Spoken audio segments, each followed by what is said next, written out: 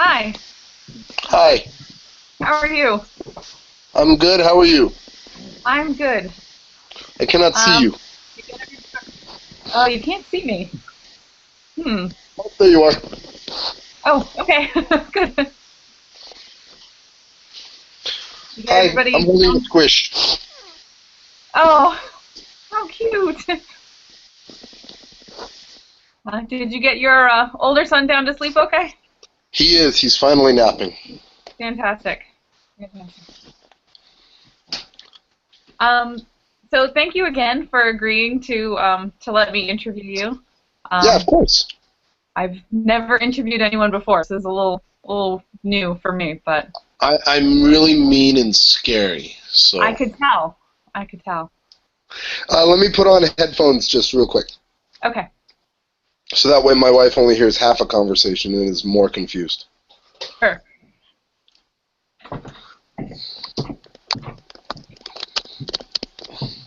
Thank you.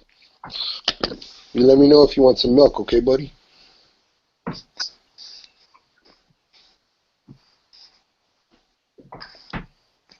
All right. You still there? Yep. Cool. That sounds better anyway. All right. So are you streaming this on Twitter or something? Yeah, it's streaming to YouTube, so that I'll have kind of a record afterwards that I can go back and when I do the writing piece, I'll have some information to kind of work from. Okay, cool.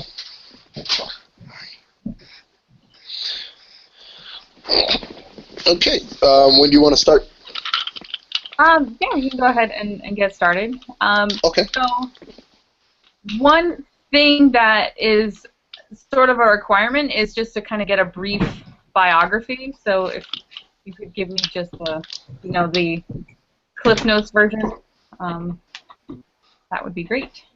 Of my teaching or my whole life from the beginning? I think teaching is probably good. Okay. Um, I graduated from the University of the Pacific, which is in Stockton, California, and was an education major there, which is fun when you're in college and people are like, "What are you studying?" And you say education, and they're like, "Yeah, I understand you're in college, but what?" Um, so I was an education major there with a theater minor. And then after I graduated, I substituted for about a year and a half up in that area, and then got a job in Southern California. And I taught third grade at a really low income school in Southern California for a year. And that's where I grew up. And I realized if I stayed there, then I would be there. And I didn't really want to live where I grew up. So I applied for a job in Hawaii because every time I visited Hawaii, I had to be kicking and screaming, dragged back onto the plane. Um, so I applied for jobs in Hawaii because Hawaii's always looking for teachers, and I got one magically. So then I moved to Hawaii, where I taught for 6 years. I was on Oahu, which is the main island. It's not the big island, but it's the main one. I taught third grade when I moved there, and then because I was new, when you're new, you get bounced around a lot. So I taught third grade, and then I taught sixth grade, and then I taught third grade, and then I taught 4 years in fourth grade. And at the end of that, or during that, I'd gotten married, and at the last year, we'd had our first son. And in Hawaii, everything is very expensive. It's beautiful. I loved living there, but the sunset tax is killer. So my wife was a teacher also. After our son was born, she wanted to be mom at home, which was awesome. It was wonderful. But you can't live in Hawaii on a single teacher's salary. Every month will be, am I going to eat or am I going to pay rent? So we decided to move back to the mainland, plus it put us closer to family. We didn't have any family on the island. So now I'm in Southern Oregon, in my second year in Southern Oregon, teaching fourth grade this year. I taught third grade last year, and now I'm back and forth. So that's the Cliff Notes version. Okay, great, thank you. So is third, fourth grade kind of your favorite grades to teach? When you majored in education, was it specifically elementary ed, or was it more general? Yeah, I majored in elementary education, so my credential, my Oregon credential, I think is K6. Mm-hmm. But yeah, my program was at elementary ed. So I don't think I've ever been licensed to teach higher than 6th grade. I don't think I can teach 7th or 8th grade. And that was always my goal. I like little kids. They're fun. 6th grade was really cool. I didn't like the people that I worked with in 6th grade, but the kids were really neat. It's a completely different challenge than 3rd grade. But 4th grade, like, the material that they learn in 4th grade is really interesting. The place that most of the kids are cognitively, once they get to 4th grade, you can have the conversations get a little deeper, the jokes get a little better. All of the material is just, I really like it. And once you get to 6th grade, the math gets really hard. Yeah. There you go. So how did you get started using Twitter for teaching? Did you use Twitter before, or did you start sort of professionally, or did you start more as a personal thing and then kind of branch into using it for school? I started, actually, I'm a triathlete too, and I had a little personal blog where I wrote about training and working out and stuff like that. And I started writing for a website called active.com. In order to promote my stuff, I actually got on Twitter to promote my active.com stuff. So when I first started, it was just fitness stuff, and I was following all fitness people. And then I realized how many teachers there are in Twitter. And as I stopped writing for Active and started writing more about teaching stuff, I switched everything. I changed my username. I started following a lot more teachers, and so it started out as like a business for a self-promotion for the writing, and it became a personal thing, and now it's kind of a mix of the two. There is a little bit of promotion because I've got the book and I've got the chat and all of that stuff, but it's also a lot of trying to learn and connect with people. So that's how I started on Twitter. Cool. Is there a specific way that you would advise other teachers to get started on Twitter? Like, where would you tell somebody to start if they were completely new to the medium?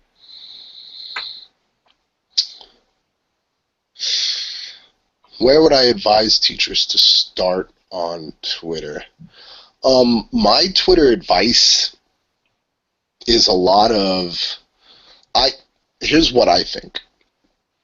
The most interesting teachers on Twitter are the ones who are not capital T teachers on Twitter. They're the ones who are people on Twitter who teach. So I think you are more likely to get more followers, and you know what, I take that back. That's not true at all. I think you are more likely to have better conversations if you are a human being first on Twitter and a teacher, a human being who teaches. A well-rounded person is so much more interesting to talk to than all I do is teach. I'm a teacher, and all I do is teach, and all I talk about is teaching, and all I tweet about is teaching. And I follow people like that, and they're great. But it's hard to have a conversation about anything else. And I believe that everything we do in the classroom should not be divorced from the real world. So I teach 4th grade. I don't get to talk about Ferguson in my class directly. But I tweet about it, and I talk about it with other teachers, and there are ways that I can talk about things that are happening in the real world without bumming my kids out and without having to go into like decades-long background of all of that stuff. So I would start by being a human being on Twitter. I think that's more interesting. And it's not going to get you 1 billion followers. There's tons of accounts that only tweet about teaching and just tweet memes, and they retweet memes, and they just say bumper sticker stuff that, sorry, that I don't think is very interesting, but apparently some people do, because they have, 16,000 followers, but they're just tweeting stuff like, relationships are the most important thing in your classroom. Yeah, I know. Everybody knows. Let's get a little deeper than that. Let's have a little more of a conversation than that. I have a tendency to answer questions really long. That's fine. That's fine. So did that answer your question? Yeah, I think so. I guess sort of a related And then, actually I have, sorry. Okay. And to go along with that, don't just follow teachers. Be a human being. Follow Will Wheaton. Follow Chris Hardwick. Follow author. I almost guarantee if the author that you like is still alive, that author is on Twitter. Follow that author. Follow the actor and find out if the actor, because some of these people you follow them and you're like, oh my god, this person is an idiot. Oh no. But even that teaches you something. Don't just follow education accounts. Follow people that you think are neat. Because if you're really going to talk about I'm a connected educator and I'm a connected human being, actually be connected to like writers that you like and websites that you like and news organizations that you like and funny, strange accounts, because there's all kinds of weird little satire accounts that are insane. But I follow what is it? He's like called Everyday Squirrel or something like that, and he just tweets like runs up a tree, ate an acorn, just random stuff. You're the one with the baby on your lap, so you don't have to worry about language for me. Oh, he doesn't understand English yet. Oh, there you go. Now I'm done. Okay. So I guess related to that, I think you've totally already answered this, but you don't recommend having separate accounts for your teaching life and your kind of personal life? No. Okay. But I'm not very smart. And what I mean by that is I recognize that there are probably people from my school district who follow me and I don't realize it. So I should be smart about what I tweet that is a personal thing compared to what I tweet that is a professional thing. And this is my account. I don't tweet while I'm teaching. I don't tweet student names or, dumb stuff like that. But the ways you can get fired and get in trouble for social media right now are so fuzzy and so district to district that I am in no way telling people you need to have a personal account and you need to have a professional account. Mm-hmm. I would rather follow your personal account than follow your professional account. That makes sense. And I guess also along the lines of not separating those roles and connecting as a real person.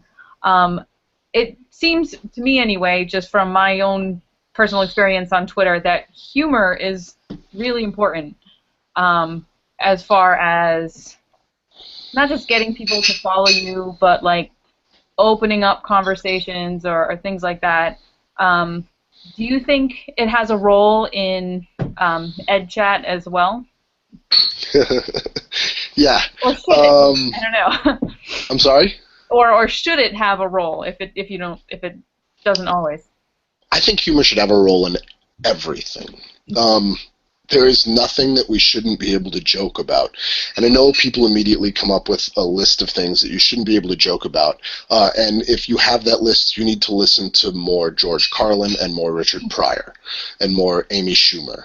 Because there is nothing you cannot make funny if you're not smart enough. If you are smart enough. And teaching, my thing with teaching is... We made a little angry face for a second.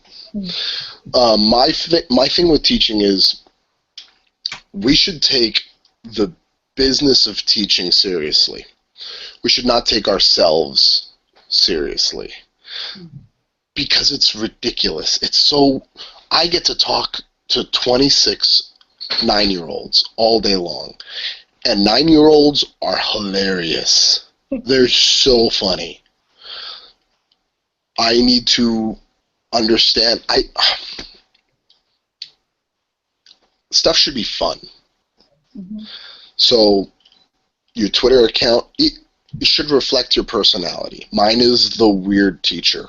This is not a joke. It's not an effort. It's not a contrived brand that I'm trying to get across. I'm trying to get that weird money. It's just, this is who I am, and this is how I teach, and this is how I talk about stuff, and this is the stuff that pops into my brain. Not everybody is like that. Some people are much more serious than I am. But it's still who they are. And they can still be funny. It's just a different kind of humor. It's a dry wit, or it's just not as often. But isn't it more fun to talk to somebody who's funny?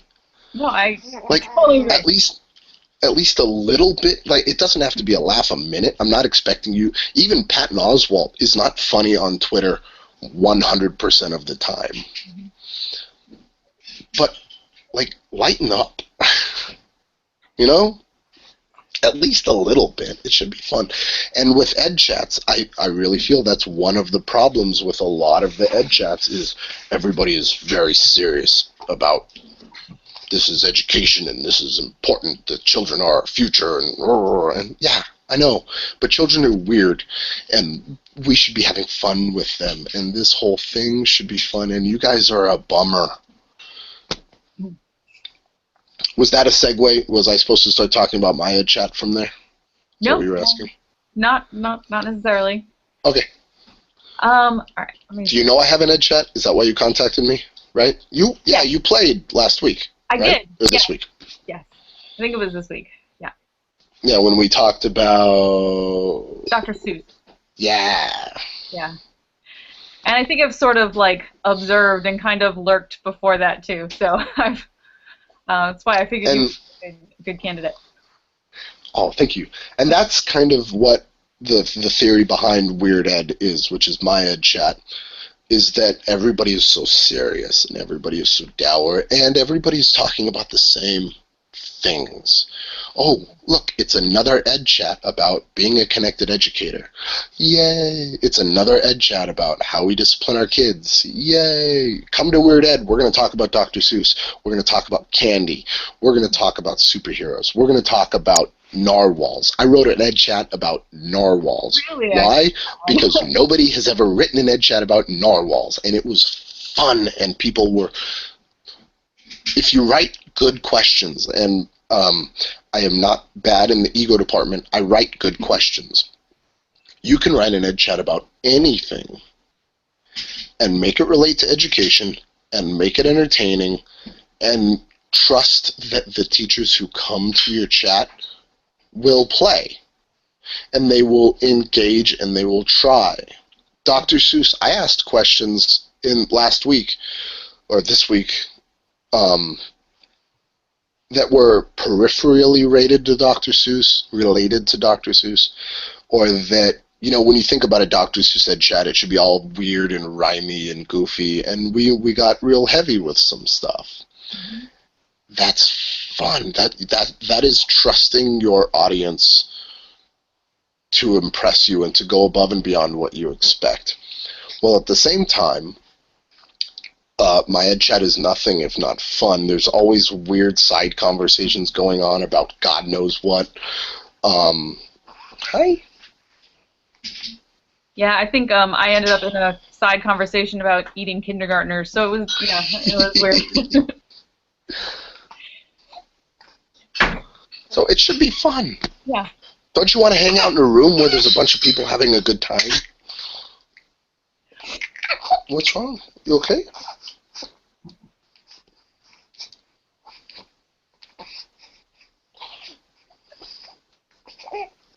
Sorry, go ahead. No, it's okay. So in addition to being a lot of fun. What do you think that kind of chat brings to your practice or to the practice of the teachers who play? Sorry, give me 1 second.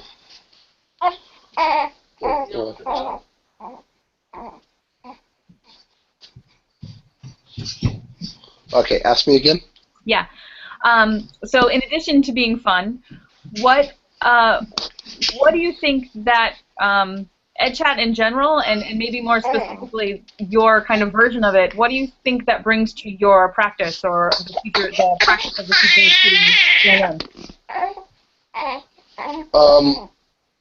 Well, mine specifically, one of the things I try to bring to it and bring back to the classroom is sometimes we forget how fun the job is, and we forget how silly we can be, and they will still learn.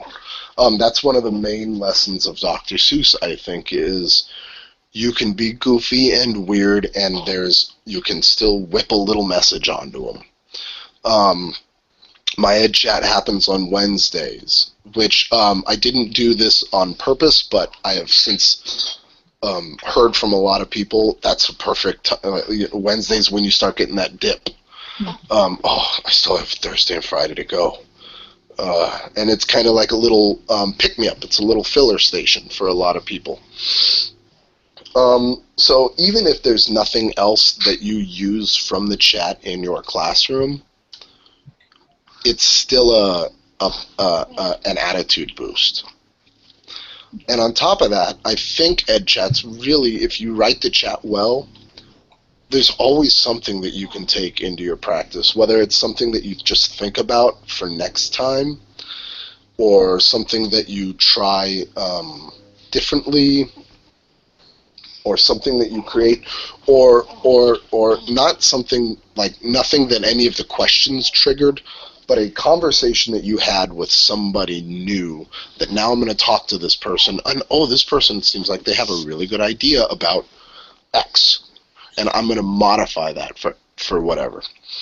We've done that a few times with Weird Ed. A couple of weeks ago, I started a blank Google Doc, and I said, Weird Ed is going to happen on this Google Doc. And are you okay? And I said, Weird Ed is going to happen on this Google Doc. We're going to make a thing, is what I called it, because I'm really good at naming stuff, so I called it Make a Thing. And everybody just started putting in, I need to do a lesson on, one was like genetics using dogs. And people just started chiming in, what about this, what about this, what about this? And now there's this big Google Doc out there of stuff that people can always go back and reference for ideas and always go back and add to. I had another thing and now it's gone.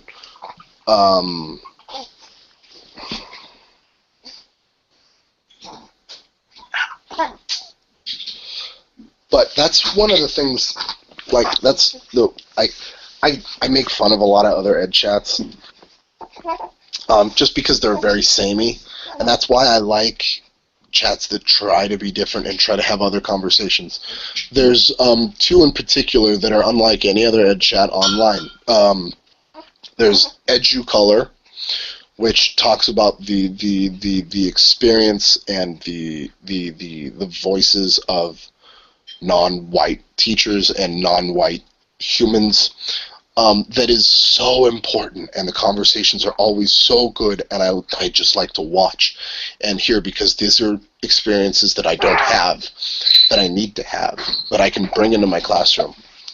And the other one that might be on a little bit of a hiatus, I hope she's not gone for too long, is Jess Lifshitz, LGBT, that is all about the LGBT experience in education, and it's brilliant. It's so good, and the people who come to it are so honest and open and brave and interesting, and it's just it's incredible. It's so good. And those are things that I feel are 100 times more important to teachers than another talk about why being on Twitter is good. Mm-hmm. You know? It not only it impacts your practice in ways that you do not think it impacts. Like we're not sharing lesson plans, but you are learning. But you are learning about other humans and other experiences, which will help you relate to your students and other teachers. Does that make sense? Yeah, no, that does make sense.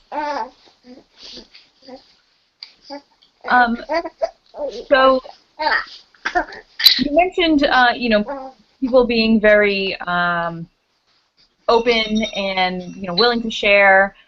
Is that kind of an unspoken expectation? So the reason why I'm asking is because the way this particular class is structured is we're just give me 2 seconds, okay? Yeah. I'm sorry. I just need a second. Yeah. I'll be right back. Did he not want his bottle? He wouldn't take it.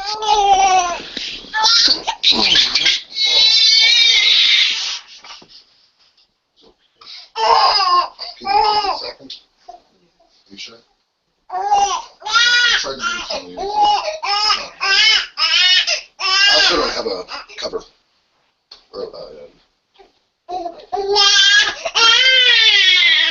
Yeah, for when he spits out.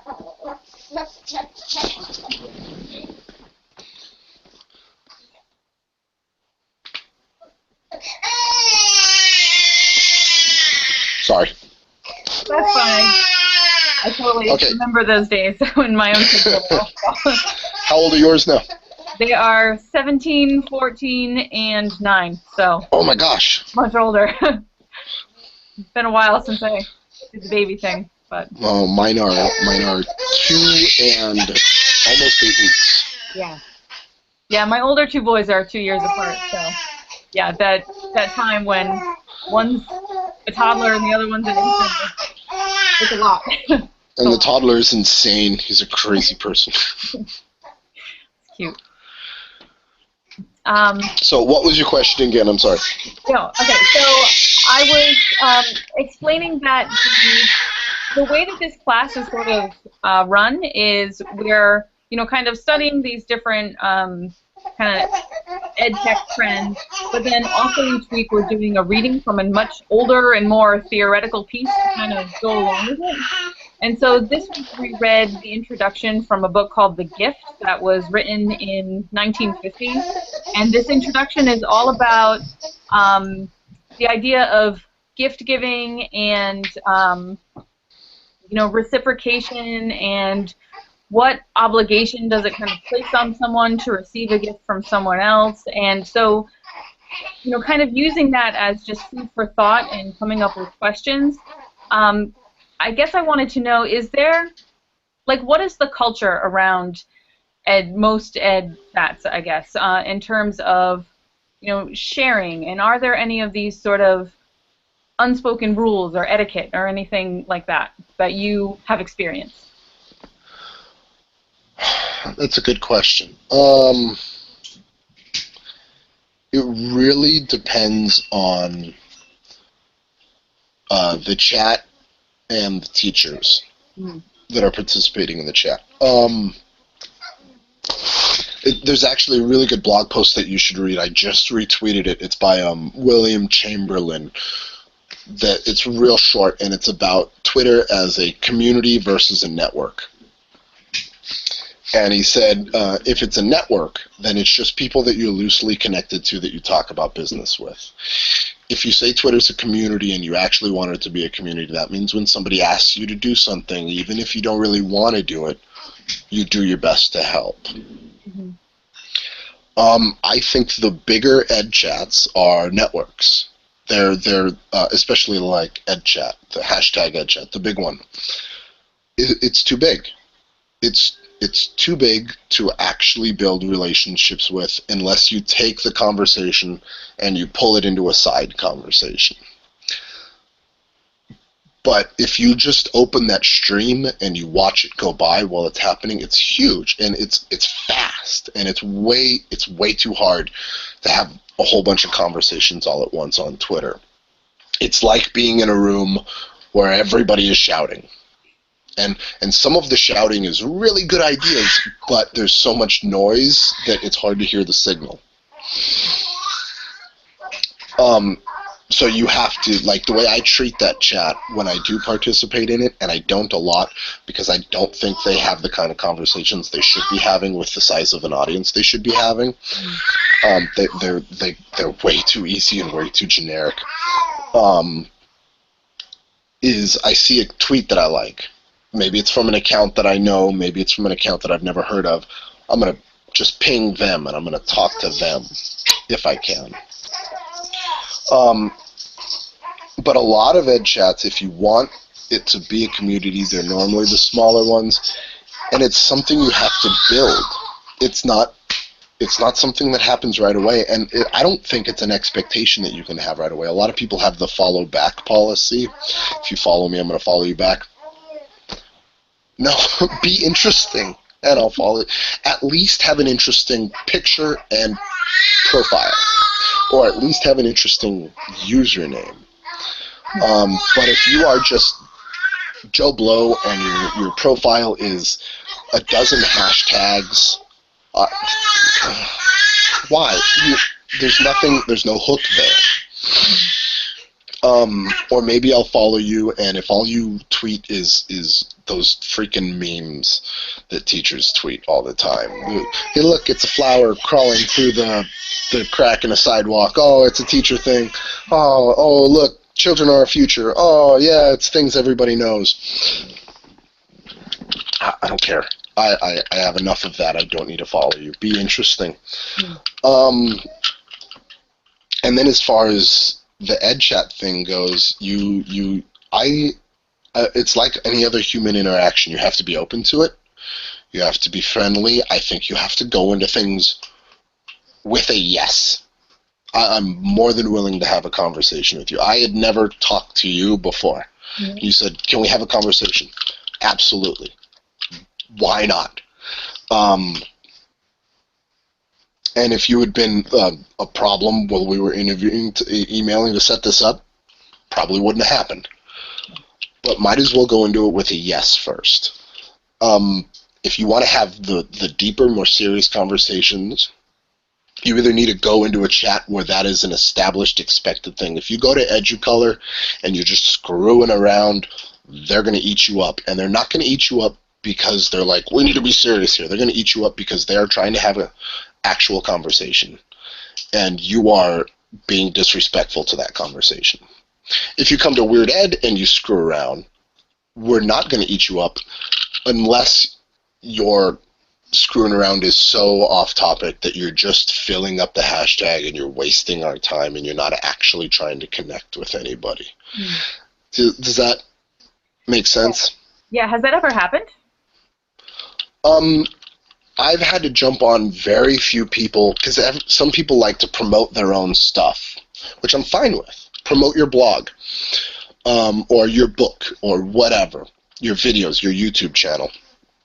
But don't just jump into the chat, throw a Weird Ed, check out my YouTube channel, and then leave.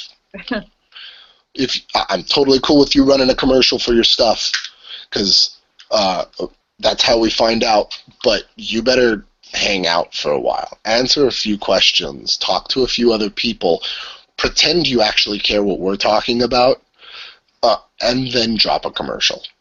Then I'm okay. You wouldn't. So. Dine and dash. Huh? Don't dine and dash. Yeah, exactly. So that's kind of a relationship building thing, and then a lot of chats have the same people over and over and over. So the first few Weird Eds, just to use my chat's example because it's the one I'm most familiar with, the first few Weird Eds were really silly and we're having lots of fun and being all goofy because that's what I wanted it to be. I wanted it to be the opposite of every other chat you've ever done. And then a school shooting in Seattle happened. And I we have to have a talk about guns. We have to have a conversation about guns in school. And I was super nervous about it because every other chat had been, blah, whatever, but hey, we're going to have fun. We're, all the other ed chats. It's like DC and Marvel. Do you know the two comic book movie companies? Sort of. The DC movies are standing very depressed in the rain, and Marvel runs by naked, wearing a lampshade on its head. Okay. Like, we're going to make a movie with a talking raccoon. Whee! Got it. That's kind of what Weird Ed is. We're just running around with a lampshade on our head. But now, suddenly, I want to shift gears, and I want to have a serious conversation about something that I feel very strongly about, which is hard because I have a tendency to get very preachy. And I didn't want the chat, so I decided we needed to have a talk about guns. It had to be a serious chat. And I could write the questions, but it was going to be a challenge because I couldn't write stuff that was just, I hate writing questions that have an answer, that have an obvious correct answer. Does that make sense? You don't learn anything if you're trying to have a conversation with a group of people and you ask them a question that they know that you know has an answer. Yeah. So it was a real challenge, and the blog that I wrote for that week was very much like, you all need to be cool. I will block you. I will mute you. I will tell everybody to block and mute you if you are disrespectful. And I tried to be very open. And we talked about stuff like, should teachers be allowed to open carry? And before I posted that question, I put on there, I have very strong feelings about this. Some of you probably have very strong feelings about this one way or another. You need to not jump on somebody who has a different opinion. You can talk to them about it, but if you are mean, I'm going to virtually do everything I can to mess you up, And we couldn't have done that chat in the first week. We couldn't have done that chat in the fourth week. But I think it was our 10th chat. By the 10th week, the community had gotten pretty strong. People were talking, and this is important. People were talking outside of the chat. So it was more than just, I'm going to get together with my friends on Wednesday. It was, these are people that I talk to all the time. And by then, everybody knew each other enough and knew my expectations for the chat enough that we had a great conversation. We didn't solve anything. We didn't fix anything. But it was a conversation that teachers never have about something that very much affects us, that has nothing to do with our curriculum. What? Can you take him back? Yeah. He's taking the bottle now. It has nothing to do with our curriculum. It has nothing to do with the textbooks or discipline, and it has everything to do with school and being a person. And we couldn't have done that without first building relationships in those first couple weeks. We did a chat about Ferguson over the summer when that started happening, because nobody was talking about it. And if your Edchat happens every week, that means it's a flexible, living thing that you should be able to change on the drop of a hat.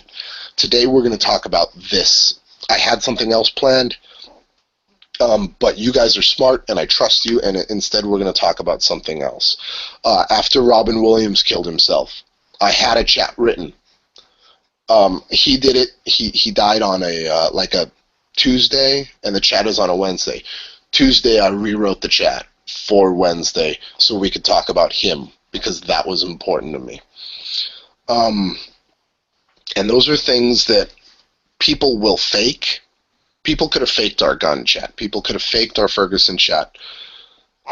But we got really good conversations because we had spent the time playing around and talking to each other off Wednesday from 7 to 8. Mm-hmm. so that we had the connections and we had the relationships where we could have an honest conversation where we disagreed. And that was a really, really, really long answer. I'm sorry. Did you, like, how do you build something like that? Were you doing that consciously, or did it just kind of happen? It's, see, I play, hi buddy, big old eyes. I play the narcissist, because it's a fun role to play. I like playing how wonderful I am and how everybody should listen to me, and because it's a lot of fun. And it's in the personality. But at the same time, I can't believe people come to my chat. I can't believe people listen to anything that I have to say. I think it's called the imposter syndrome. I wrote a book about teaching, and this is not a commercial for the book. This has a point. I expected to sell 2 copies. I expected to sell a copy to my mom and to my best friend. And that's all. Because why would anybody want to read a book that I wrote? And it sold a bunch of copies. It's actually it's doing pretty well, which is crazy to me. And a lot of that book is all about building relationships. And I had a point, and now your question has gone out of my head, and I suck. Ask me a question again. The question was, how do you do that? How do you do that? How do you build that? I swear the book had something to do with that.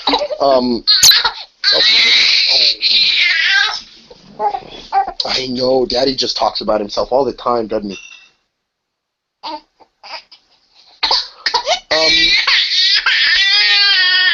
I think the way you do that, like I've kind of said a few times, I think, is you let yourself be surprised by the teachers. Just like in your classroom, you should let yourself be surprised by the kids. Set expectations super high and know that the kids are going to need a boost.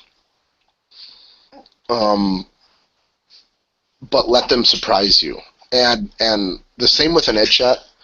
Treat teachers like smart, professional adults, and let them talk. Let them open up, give questions room to breathe, encourage and acknowledge, and ask them to expand. Sometimes moderating has gotten fairly difficult because my chat has gotten fairly big, so the stream moves kind of quick. So I do a lot of trying to make sure that people who say something get a response, or they get an RT, or they get a favorite. So everybody feels like they're being heard. And the humor that we were talking about earlier has a lot to do with that. If it's fun, people want to come play. Mm-hmm. They want to hang out if it's fun. They want to participate because they want to have fun too. And we have people that feel like, well, I'm not very funny, or you guys are so much quicker than me. And then they get into the groove, and they are just as clever in maybe a different way, but they are just as sharp and just as funny, or they just have really good stuff to say. And you encourage that. And we're so angry right now.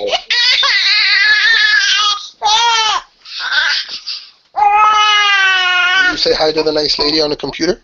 Say hi. I'm a tiny person. I'm very angry about life. Do you want some more bottle? And then there's a lot of, and this is something I didn't realize at first because I'm not. There's a lot of introverts on Twitter. Because it's a safe place to have a conversation where you don't actually have to talk to somebody.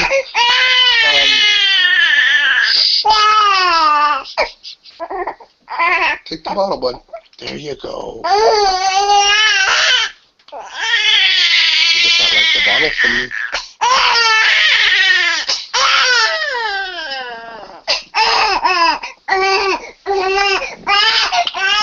Sorry.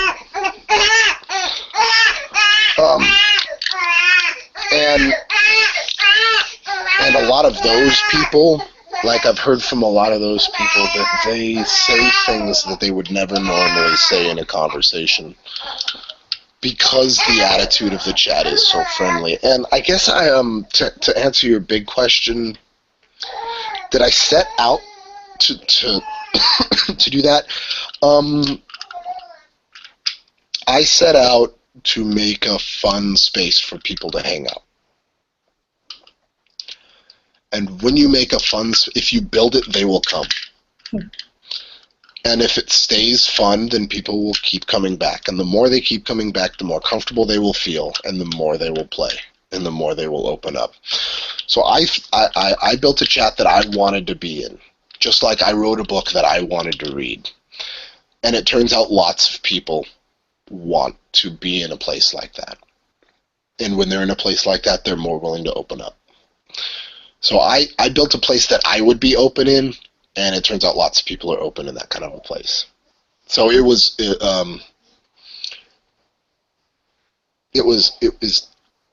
planned accidentally. Does that work? I don't know. Yeah, I think that works. I keep feeling like I'm going on and on and on, and you're like, okay, I get it. Shut up. No, that's perfect. The whole point was that I wanted to, hear your thoughts, and that's awesome. That's I'm thinking out loud now. That's great.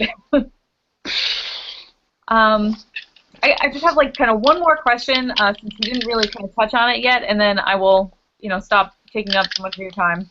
Oh, fine. But so what are the limitations, do you think, of Edchat? Like, what do you think even the best Edchat, what do you think it really can't do? Or that's an excellent question, because I think that's something that gets ignored a lot. It's 140 characters. Mm. It's impossible. Like, I just spent a whole bunch of time talking about how good our conversations were about guns and Ferguson and da-da-da. It's impossible to have a truly deep conversation, especially in a group, in 140 characters. One-on-one, you probably can, because you nest tweets, and then people can you read them at their leisure, and you talk back and forth, and people don't mind reading like 4 tweets in a row so that they can answer, but that's a giant pain. Mm. And I think that's one of the big limitations is, one, how big some of them are. So they move super quick, and they're way too full. So you can't connect with people. You can shoot stuff back and forth, but it's not a deep idea. It's an idea that's easily digestible quickly and in 140 characters. That's why the edge memes are so popular, because it's a picture. Oh, look, this is a thing that I agree with, or this is a thing that seems like a deep thought, but if you think about it for very long, it's not really a deep thought. It just feels like a deep thought. Twitter chats should really be a jumping off point. Hopefully a good chat inspires a podcast, or inspires a blog post, or inspires a Voxer group to have a longer conversation, or inspires you to just reflect more personally. But it is not in and of itself an end, because it's too restrictive. It's 140 characters. There's only so much you can learn. Even in a group of 140 characters, there's only so much you can learn, and there's only so much you can express. You should take that information and think about it, and then make a YouTube video. And that is an end product. A Twitter chat in and of itself is not an end product. It's a process of hopefully thinking out loud. It's a process of connecting with other people. It's a process of making friends who then, like I said, you can talk to when it's not Wednesday from 7 to 8. Mm-hmm. And you go on and you expand, and maybe you started, I've done this a couple times, you start a Google Drive document where, okay, now we're all just going to jump onto the document, and we're going to have a conversation here, because there's no character limit and no time frame, and you can just talk. And it's given, some of them are given so much weight. Oh my God, if I hear another person say Twitter is the greatest PD in the world, I'm just going to lose my mind, because it's a good start. You can learn a lot of interesting stuff. You cannot learn how to teach from Twitter. You can learn tricks and tips and stuff that you need to take back and think about for yourself. And I like it. It's fun. I don't want to say that I hate Twitter or it's awful or all of these other chats are bad. I just, some of them are a little more self-important than they probably ought to be. Says the guy who just spent 20 minutes talking about all the self-important Twitter chats that he just had. Oh, yeah, so thank you so much. I think that was a lot of great information and perspective, and I look forward to kind of probably watching this again and trying to synthesize and kind of write stuff down and think. Oh, I talked for like forever for you. I'm sorry. No, that's awesome. That's fantastic. Do you have any questions for me before I let you go? This was for a class, like a college class? Yeah. And you're a master's student? Yes. Where are you at? I'm at Harvard, so just doing a one-year master's program. Yeah.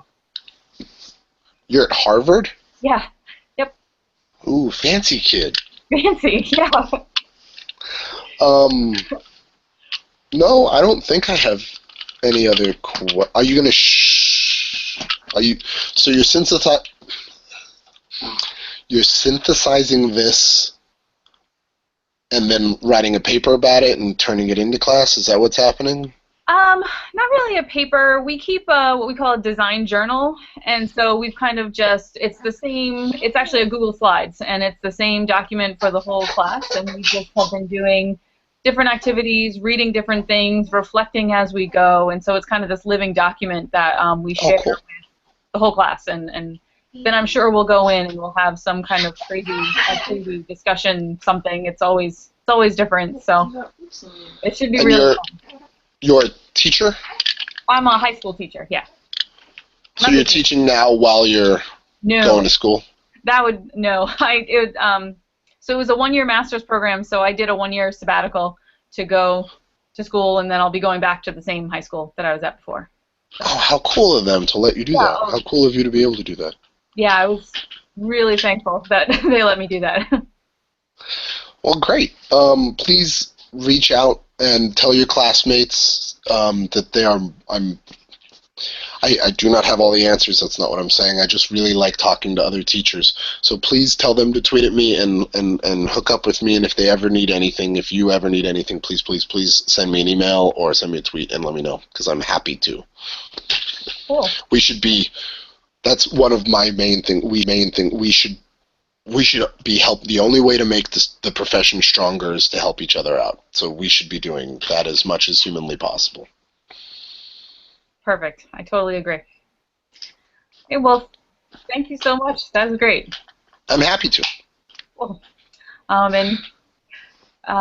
Yeah, have a good night. You too. Enjoy the rest of your day. Bye. Bye.